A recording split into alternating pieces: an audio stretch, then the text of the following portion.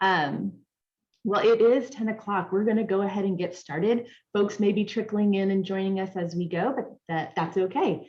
So thank you all for coming today and spending this time with us. This is our very first session in our summer STEM.LD learning series. So this is an exciting time for us. To kick us off, I'd like to introduce Law Loving. And Law, are you all right if I've got my screen up here like this? Do you have anything that you need to share with folks today? No, I'm going to be pretty brief. I want to echo the thanks from Krista. Thanks everybody for being here live, and for those folks that are going to catch this asynchronously, we appreciate you as well. I've had a chance to talk with most of you, I think, but for those of you that don't know me, I'm Law Loving. I am the Director of Career and Workforce Readiness at the Niswonger Foundation, and on the STEM.LD grant, I'll be serving as the Workforce Coordinator. We've got a larger team. Some of them may be on the call here, but I drew the short straw to do the introductions and say hello to you all. So thanks for being here. I know it's been a very complicated last year or so for everybody for a number of reasons. So the fact that you're willing to participate in a new grant and a new initiative and really to bring a lot of enthusiasm to the table means a ton to us. I think it's going to really have a positive impact for your schools and your students. And I'm really excited today to see what TNTP is going to bring to the table. I think you guys are really going to enjoy it. So I'll kick it back over to Krista and the TNTP team. But just again, thanks for being here. Thanks, La. Yes, this year has definitely been an unprecedented year. And so we recognize that and we appreciate that you're here today to do this learning and getting ready to embark on this STEM.LD journey with us. So our first session today, this is session number 1. Remember this session is being recorded. So if you're watching this session, you're in the right place. This is the very first one. This is going to be our foundational session. So you'll want to start with this one first. So we're going to go ahead and kind of dive into this opportunity myth. Some of you may have had some experience with the opportunity myth, but we are going to go through the findings of this study and really make some connections with our STEM.LD learning community and how we can use this research to improve STEM education for all your kids. So before we do that, let me briefly introduce myself. My name is Krista Beatty, and I'm a director here at TNTP. I have over 20 years of experience in education where I've served as a teacher, an instructional coach, an administrator, and a math curriculum director for a school district in Texas. I spent the last 20 years in Texas, but I've recently moved back to California where I grew up, but all of my educational experience has been in the state of Texas. The last few years, my work has really focused on supporting math teachers and leaders in creating classrooms where kids are doing the thinking and engaging in meaningful math tasks. So this has really become my passion. Like I want to make math accessible for all kids and bring wonder and excitement into math classrooms. So I'm super excited to be starting this journey with you guys and ready to engage in this learning with you. So just some quick session norms. Commit to being fully present today. I know that's a challenge, especially as your year's wrapping up, summer school might be starting. There's a million and one things going on. The more you can set things aside for the next 45 minutes, the more you'll be able to engage in the learning today. And also there's going to be some things in this session and some of the upcoming sessions that might push your thinking a little bit. There might be some things that are validated for you. There may be some things that are challenged for you. So having a growth mindset is going to be important in embracing the work that we're going to be doing over this STEM.LD grant period. Stephen reminded us at the beginning, but just in case you weren't here to hear, this is a recorded session. So remember, you had the option to participate synchronously or asynchronously. So this session will be recorded and then will be later available to you if you want to go back and watch it again. And also remember to keep yourself on mute. There will be opportunities at the end to ask some questions, so you can unmute yourself then. But I don't know about y'all, but I've had that time where I forgot to mute myself, and then my dog's barking in the background because the mailman's here, and it's all kind of distractions. So that you don't have to be that person, make sure that you're muted during the session today. And then, like I said, we will have a chance to ask questions at the end. If you have a burning question about the content and you're worried you might forget it, go ahead and drop it in the chat. We have Katrina's going to be monitoring the chat for us, and she can bring up those questions at the end of the session. If you have a logistic question that's burning and like needs to be answered right now, again, drop that in the chat and Katrina will let us know so that you have everything that you need. There will also be at the very end of this session, there'll be a slide with a place for you to take a quick attendance survey, and it's super quick, but that way we capture that you were here. If you're watching this video and you're participating asynchronously, you still want to take attendance so that you can get credit for participating in this content. So that will be at the very end of our session today.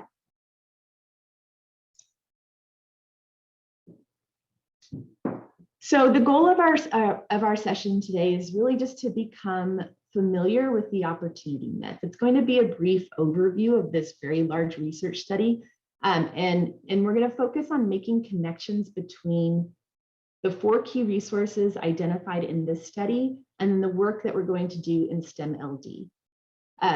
This is a foundational course for all of the learning that we're going to do this summer. We'll be constantly referring back to the findings from this study and how we can use those. So the opportunity myth gave us a window into kids' experiences at school and what needs to change so that they can reach their goals.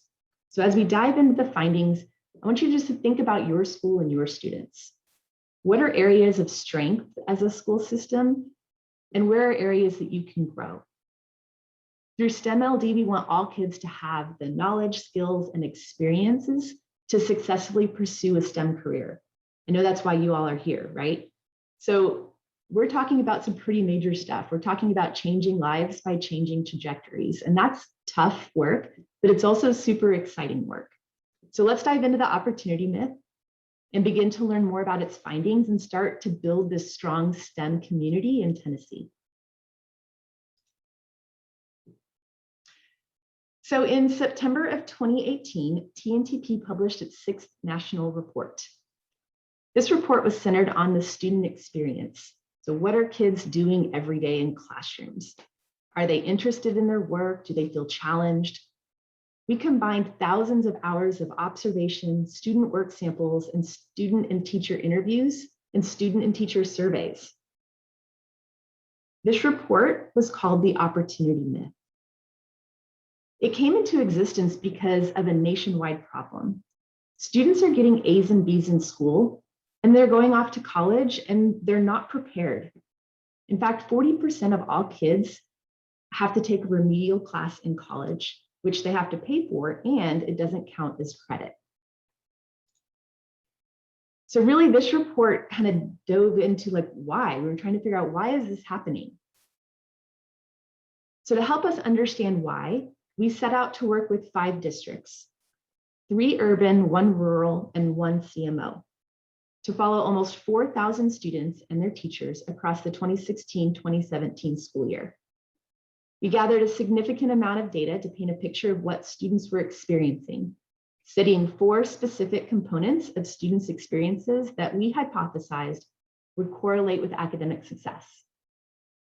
In each district, we partnered with K-12 teachers who selected 2 of their classes for us to study.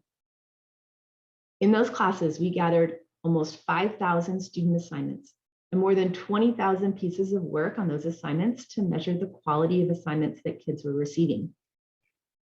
We also conducted more than 1,000 hours of full-length observations to determine whether students had access to strong standards-aligned instruction that made key instructional shifts. We studied engagement by conducting almost 30,000 in-the-moment student surveys to determine how kids perceive their daily experiences in class. And finally, we collected a teacher survey from each and every teacher in our study to measure teacher expectations. In addition to all of this, we collected a significant amount of other data. We had access to kids' grades and achievement scores, the courses they took, and a wealth of policy information from interviews with teachers, school leaders, and district staff. All of that we compiled together because we wanted to tell a compelling story that helps people understand what students are experiencing in school every day, and ultimately to help us make recommendations to improve those experiences at scale. So what did we find? Well, we found that students have clear goals and are generally doing what they're asked in school. In spite of the fact that kids are doing what they are asked, they aren't ready to succeed after school because they spent most of their time in school without access to grade-appropriate assignments, strong instruction, deep engagement, and teachers with high expectations. This is what we found in our study, and this was true for all kids. But students of color and students from low-income backgrounds are even less likely to get those resources than their white and more affluent peers do. Finally, we saw that when kids have access to those 4 resources, we'll see improvements in student achievement, especially for kids who started the year performing below grade level. So as we explore these findings from the opportunity myth, think about the findings and recommendations through the lens of STEM instruction at your school. How can we use these findings to improve STEM instruction and STEM career pathways for our students? So as I mentioned earlier, the opportunity myth, we really put students at the center of this study. We wanted to understand what their experience was like. In our study, over 95% of students wanted to go to college, and over 70% of high schoolers had a concrete career goal that requires that they get a 4-year degree. We heard from students and saw evidence that they expect that school will set them up to reach their goals if they do what we ask them. We saw that kids are consistently doing what we ask. So we saw that kids were mostly on task. When we surveyed them, students told us that they were working on the task they had been assigned to work on 88% of the time. They also completed their assignments successfully. When looking at those samples of student work, we basically graded the sample asking ourselves, did students successfully do what the assignment asked them to do? And we would say yes if the kids scored at least an 80 on an assignment. They were successful at that 71% of the time. They're also getting good grades, being explicitly told that they're doing what we've asked. So if students are successful on assignments and getting good grades, then why aren't they prepared for college and why are they having to take remedial classes? So we decided to take a deeper look and we graded those assignments again. Yes, like we went back and graded every assignment twice. On those exact same assignments, when we asked ourselves if student met the demands of the standards, we were only able to say yes 17% of the time. So 71% of the students were successful. Students were successful on 71% of their assignments, but only 17% of those met the demands of the standards. So that 54 percentage point gap is full of assignments that did not give kids a chance to meet the demands of the standards.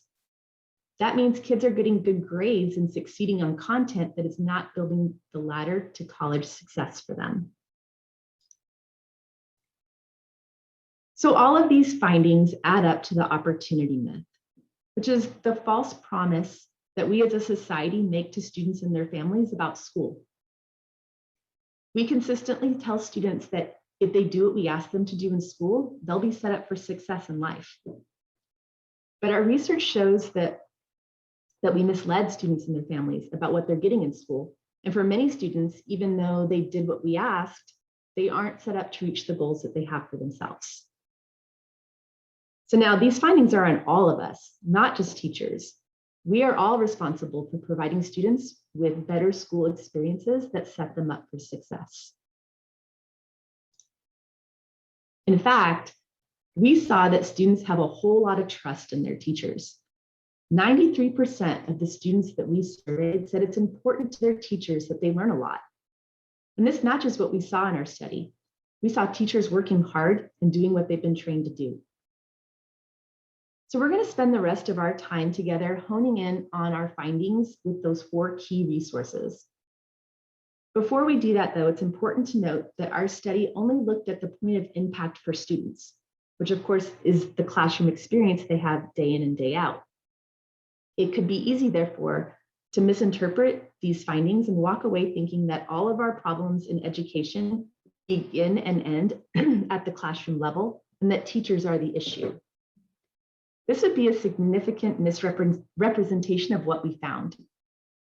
Teachers have some autonomy over what happens in their learning and in their classroom, but they also exist in schools and systems and environments that can either set them and their students up for success or for failure. And we'll see when we begin to talk about solutions that those schools and classrooms that provided better experiences for students and access to resources weren't staffed with teachers who were somehow smarter or harder working than everyone else. They were simply in schools with better support systems in place to help teachers and students be successful. We all know that environment matters, and it matters a lot.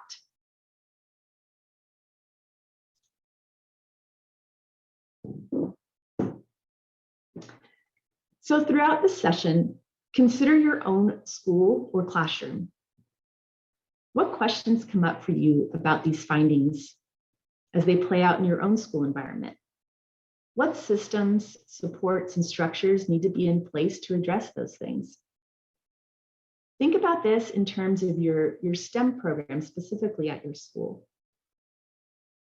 Do you notice it when you think about your STEM program? Would you answer it differently if you were thinking about a different program?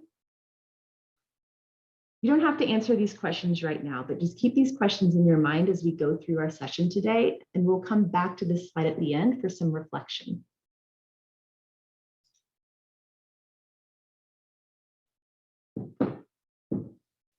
So when we started out on the opportunity myth, we hypothesized and found to be true that 4 key resources influence the outcomes that students achieve in the school year. So on this slide, you can see those 4 resources. The first is grade level assignments. So these are assignments that give kids a chance to meet the demands of the standards. The second resource is strong instruction, which is instruction that asks kids to do the majority of the thinking and doing of the content. Then we have deep engagement. This involved students sharing that they found what they were working on in class interesting and enjoyable, and that they were concentrating deeply on it. And our 4th key resource is teachers with high expectations. And this involved teachers who reported they believed their individual students could meet the demands of rigorous standards and do grade level work. So in our study, what we found was that most of the kids in this study didn't get regular access to even one of these 4 resources. And that was especially true for students of color, those from low-income backgrounds, ELL students, and students with IEPs.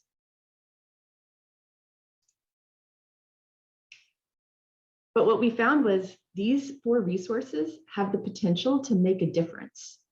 And they made a difference for all kids in our sample.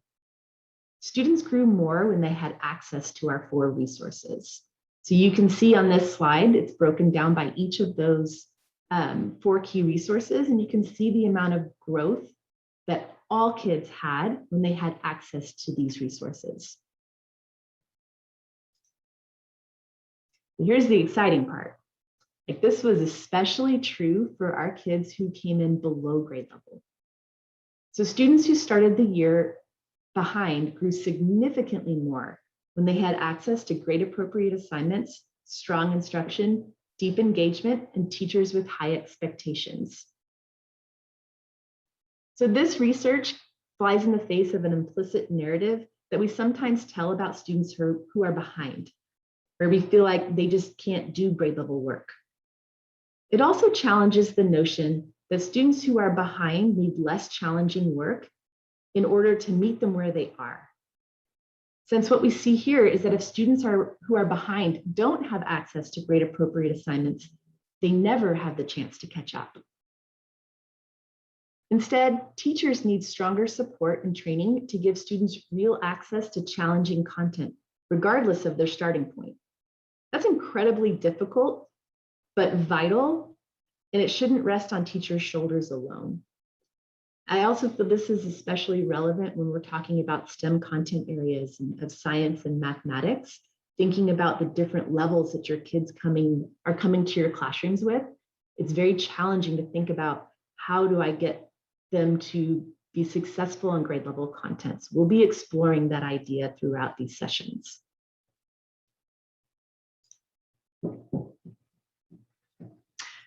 So the good news is that we know that by giving kids access to these 4 resources, we can greatly change the trajectory for our kids. We're going to take a look at each of the 4 resources with examples from our study. So let's start with grade appropriate assignments. So we observed many classrooms, and we noticed that students in the same grade level at the same district may have vastly different experiences, even within that same district. And in some cases, we saw it within the same school. So let's use this example to explore what we found. So let's imagine that you walk into a 3rd grade classroom and you find kids engaged in this math worksheet. They are exploring the idea of equivalent fractions using models and are required to justify their thinking with a partner. Now, for middle school and high school folks, this is the first time that students are introduced to the idea of equivalent fractions. So this method or this assignment allows kids to fully meet the depth of the standards while engaging in mathematical practices in a meaningful way.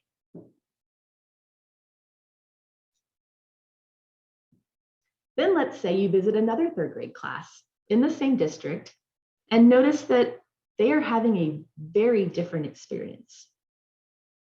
They are completing this worksheet by using the butterfly method to determine if fractions are equivalent. You see this anchor chart in the classroom. Kids are going through the steps of how to use cross multiplication to help them determine equivalency. But what you notice is that kids are not getting the chance to meet the rigor of the standard for 3rd graders, which calls for conceptual understanding of fraction equivalencies. So even if they are successful on this worksheet, they were not given the chance to develop the understanding they need to be successful in the next grade level. So 2 groups of students, the same age, in the same district, getting assignments of vastly different quality. So how does that happen? Well, we noticed that this wasn't an anomaly, and we think that it's likely rooted in the fact that many teachers are given little training on new math standards, shifts in math education, and deeply understanding how their standards connect to the grade levels above and below them. There's just not a lot of time traditionally dedicated to those super important areas. We also hypothesized that, kind of going back to the meeting that high bar of that whole scaffolding piece of you're not really sure if your kids are able to handle the grade level content. So maybe this teacher was feeling like they could help kids be successful on this task by giving them this model to follow, even though it didn't meet the demands of the standards. So as we shared, we didn't see students engaged in content that was aligned with grade level standards, but we didn't hypothesize that content was the only thing that mattered. We also thought how students were engaged in that content mattered. So we used observations to gather more information about instruction. We consistently saw in our full-length observations that students in our study rarely experienced rigorous instructional practices or had the chance to do the deep thinking in the lesson, even in cases where content was on grade level. Of the 899 observations we conducted in core classes, only 295 offered students the chance to engage in grade level content, and only 74 of those asked students to do the thinking about grade level content. So again, environment matters. What kids do with those assignments matters. The 3rd resource that we looked at. Like, we knew that that grade appropriate assignments and strong instruction would make a big difference in student learning. But we also wanted to look at the impact of deep engagement.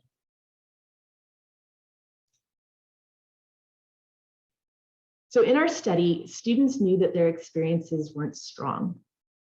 As I shared earlier, we gave students in the moment survey data or surveys to ask them about their experiences that they were having in class while they took the survey. So those were happening in the classroom right then and there. We heard consistently from students that their experiences weren't all that engaging or worthwhile. This was especially true for middle and high school students, where we saw a consistent drop in engagement and perceived worth from 3rd to 12th grade.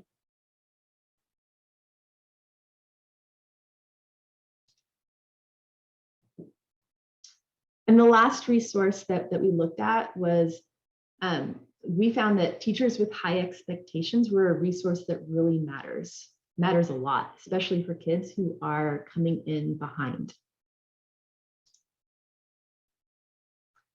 So to gather this data, we surveyed teachers to gauge their knowledge of the standards, their support for the standards, and their expectations for student success. We found that teachers mostly supported the content of the standards, but oftentimes those same teachers did not believe that their particular students could be successful against the demands of rigorous standards. So we see that as a cry for help in this data, and also in some of the focus groups that we conducted. Many of the teachers in our study are legitimately teaching students who are behind. And we heard consistently, I don't know how to support my students who are behind in reaching the demands of grade level standards.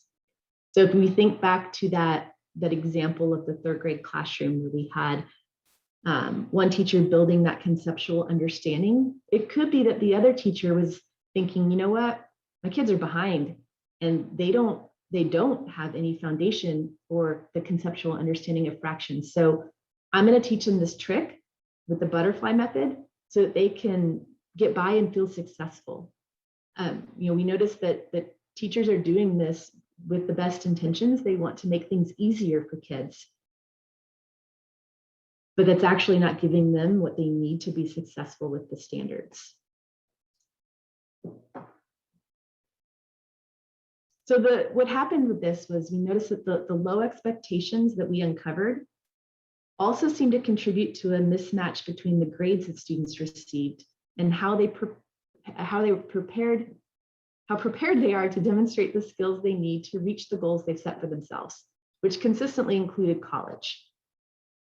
So across every assessment that we looked at state level assessments, the ACT, the SAT, and AP tests, students got signals through their grades that they were learning what they needed to, but they did not demonstrate that they were prepared for what came next via their performance on assessments. So for example, 80% of students who got Bs, and for that matter, 50% of students who got As in their AP class did not pass the AP assessment and earn college credit, even though their grades had communicated that they were on track.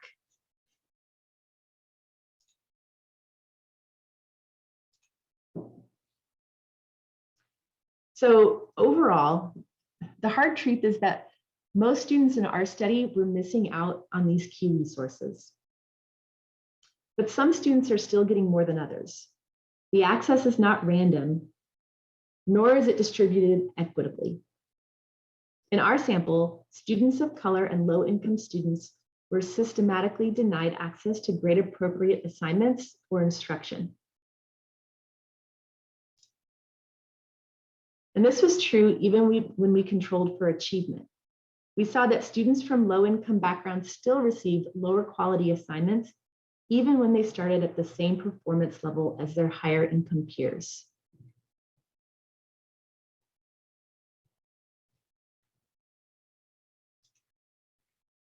But the exciting news is that we can fix this. As we shared earlier, we know that these 4 resources matter. We also know that students who get access to the resources consistently can close gaps with their peers if they received year-over-year access to, for example, grade-appropriate assignments.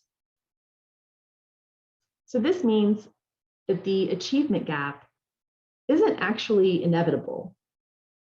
It's something that's baked into a system where we give some students lower quality daily experiences than others.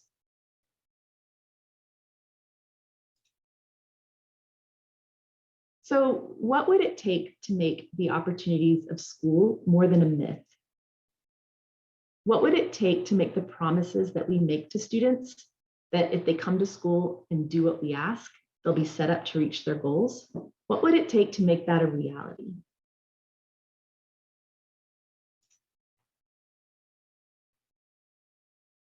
So as we begin to think about solutions, it's worth calling out those classrooms and schools that we saw in the study that were bright spots in terms of providing all students with greater access to the 4 resources and ensuring that students had higher quality experiences. These schools and classrooms tended to share a few important traits that can be instructive for us as we think about what it takes to improve student experiences at scale. The bright spot classrooms that we saw consistently offered students access to grade appropriate assignments and strong instruction. Students were deeply engaged and were members of a safe, respectful learning environment. They were led by teachers who fundamentally believed and communicated to students that they could be successful against rigorous standards. Sometimes such classrooms were operated by amazing individual teachers who, despite being surrounded by low expectations, consistently held high standards. But more often than not, these teachers were operating within schools that supported their teachers to reach these heights. And these bright spot schools all seem to share a few common traits. So first of all, they seem to focus intently and consistently on a small, clear set of instructional priorities that were aligned to a high bar for student success. That alone could be a big accomplishment. And we know so many schools have competing priorities, really narrowing in and focusing in on a small set of clear instructional practices can make a huge difference. But what we noticed is that our most successful schools didn't stop there. They coupled their clear vision of excellent instruction and student success with strategic, consistent support and development for teachers aligned to that vision. So for example, a few of our most successful schools shared a vision of excellent instruction grounded in putting grade level content in front of all kids and expecting students to do most of the work and the thinking in the classroom. So that was their small set of instructional focus. And then they strategically supported their teachers to meet that vision by having administrators frequently in classrooms in an entirely non-evaluative role, simply to offer teacher coaching and support to reach the vision that the school had set. Or they provided teachers with frequent opportunities to meet and really think deeply about what their instructional materials and standards were asking of students, where students were likely to get hung up, and how teachers would address those potential hangups without watering down the rigor that was called for by the standards and the instructional materials. So by studying some of these commonalities from these bright spot schools, we can start to think about how to improve student experiences at scale. And it really is a whole school system endeavor. So that was a lot of information, right? This session here is a lot of me talking. The other sessions are a little more interactive. But I wanted to make sure that you had the information from our study, because that is going to lay the groundwork for what we're going to do and where we're going to focus our attention in the next sessions. So I wanted to bring this slide back up. At the beginning of the session, I asked you to consider some of these questions and to really think about them through the STEM lens, because that's what we're working towards, right? Is improving our STEM pathways for kids so that they have all these doors open for them when they leave you. So as you're thinking about these questions, when you're thinking about it, which of the 4 resources do you think is having the biggest impact on STEM education at your school? So if you're thinking about grade appropriate assignments, strong instruction, high expectations, or deep engagement, like which one of those is really making the biggest impact? It could be that it's a big challenge for your school, or it could be that something that you all are doing really well. So I'd like for y'all just to take a minute to reflect, and I'm going to stop talking. But I'd love to see some of your reflections either in the chat, or after about a minute of reflection, I'll also open it up if you would like to unmute and share some of your reflections. That would be great as well. So take the next minute to reflect on your STEM program through the lens of these 4 resources.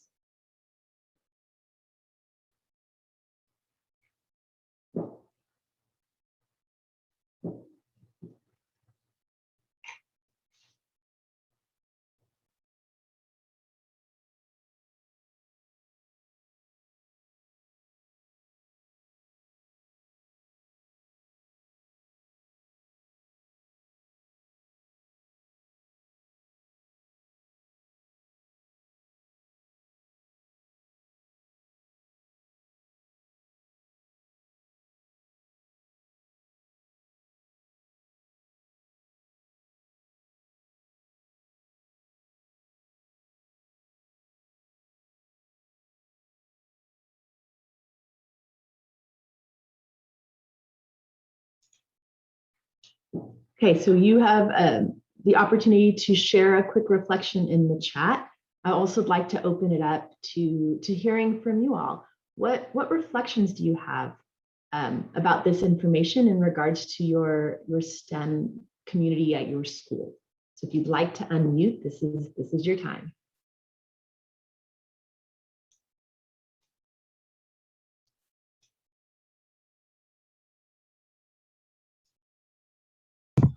I'll go ahead and start. You know, our school, South Green High School, we've got good math teachers, and the engagement is good, and the students, they understand our expectations. But one problem that we do have, and I'll say this, is when those grades do start reflecting their ability levels, I should say, we start catching a little bit of flack for that, and from like parents and things like that. And there's a lot of times that we give in and we give those filler assignments that aren't grade appropriate. I mean, I've done it myself too, and I'll admit it just like anybody else, you know, just to boost that grade a little bit, just to make that kid feel better about themselves or not. So something that I'm going to have to do better with is, because I'm pretty happy with my instruction stuff, but is those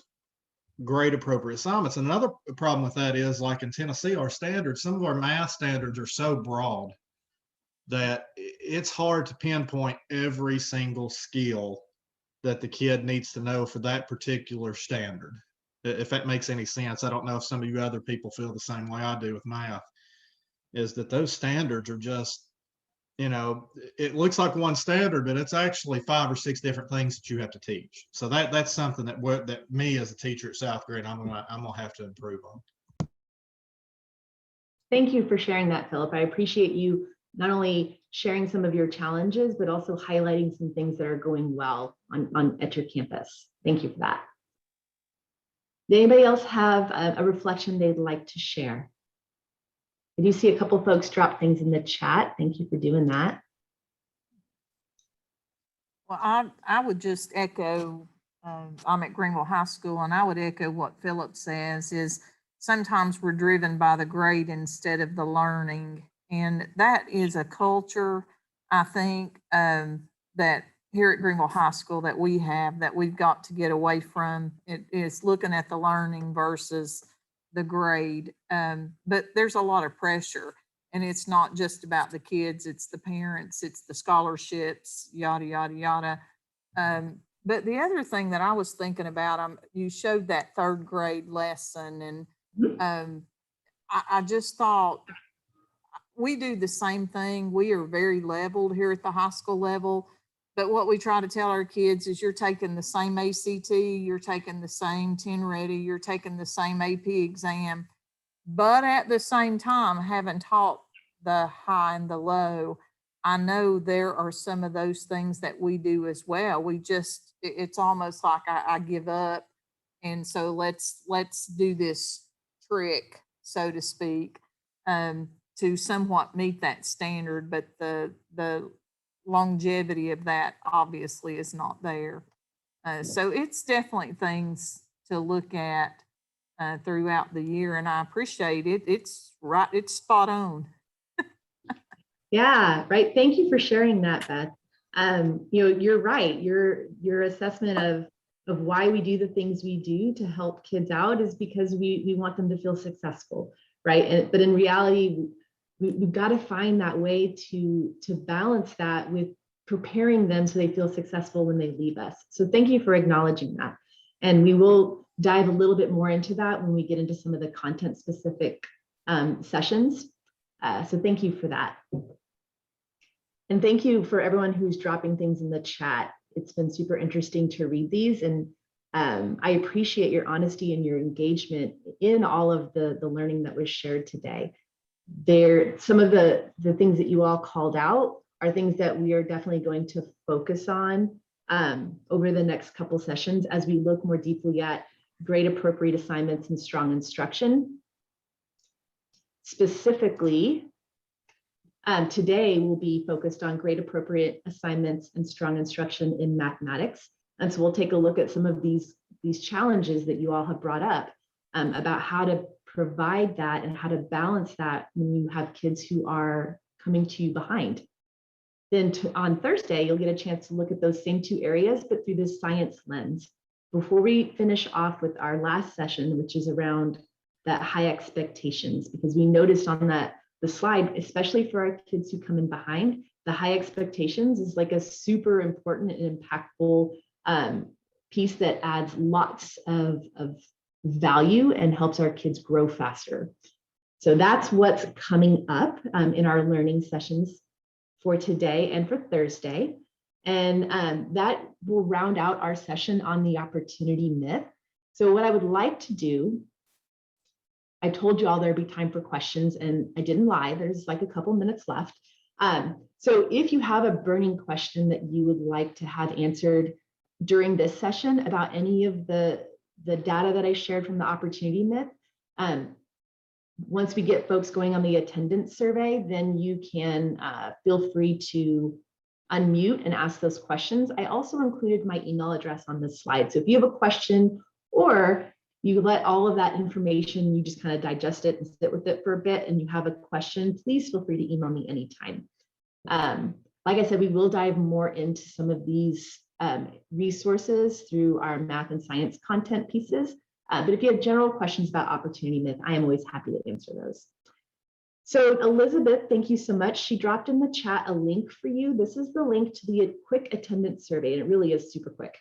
But this is for both live participants and folks who are participating asynchronously. So if you're watching this as a video, you can scan or take a picture with your phone of that QR code, or type in the bit.ly and it'll take you to the attendance survey. If you're with us live today, you're going to want to do that same thing. Go ahead and follow that link that Elizabeth sent for you. Take a minute to fill out that survey so we can capture your participation. Oops, and I just got out of that. Hold on, y'all. There it is. Okay. Once you've completed the survey, you'll get an email with a confirmation of the name of the survey and the length of the session that you attended. So that'll be like your proof that you did it. So while people are completing this survey, if there's any questions, this is a great time to unmute. We are at time, but I'm happy to stay on for a couple minutes to answer questions. And if you are joining us for the next math session, which is grade appropriate assignments, it's going to be at the same place. So you can kind of hang around for that, or you're welcome to go take a quick break before we start. So what questions do you all have? I'm not able to click on that link. It's when I click on it, nothing happens. Well, that's no good. Let's see why that is. Let's see. Elizabeth, could you test that out for me and see what's happening when you click it? Yeah, I just did, and it was able to open the opportunity myth survey for me. So you may want to try typing it directly into your browser and see if it'll take you there then. Okay, thank you for that. Yeah, it won't work for us on our end. It's only the people who are presenting it should work. So they'll have to copy it. If you I just click clicked on it. the Click on link the- that in they the put chat. in the chat. Yeah, Yeah, the click chat on the board. link in the chat. Yeah. Oh, yes. Thank you for that clarification, Priscilla. Yes, you'll want to click. Elizabeth dropped it in the chat. So if you don't have your chat open on Zoom, go ahead and open that up, and then you can click there. Thank you. No worries. I hope that fixes it.